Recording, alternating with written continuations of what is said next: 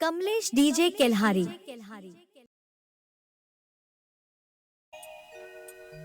अम्बे तू है जगदम्बे काली, जय दुर्गे अम्बर वाली, तेरे ही गुण गाए आरती हो मैया, हम सब उतारे तेरी आरती।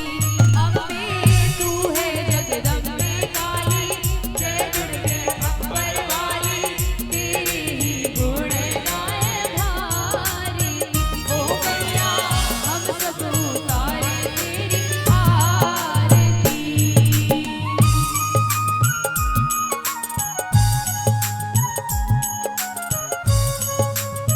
बोली दुर्गे मैया की जय जय।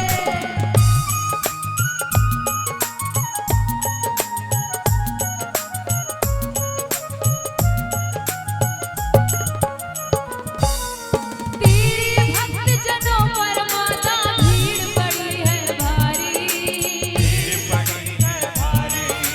तेरे भक्त जनों पर माता भीड़ पड़ी है भारी, दानव दल पर टूट पड़ा माँ करके सिंह सवारी, सौ सौ दुष्टों से हो बलशाली, अष्टभुजाओं वाली दुष्टों को पल में ललकारे। ओ मैया हम सब उतारे तेरी आरती।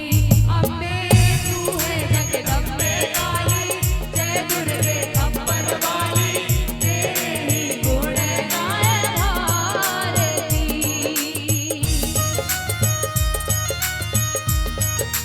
बोलिए अम्बे मैया की जय जय।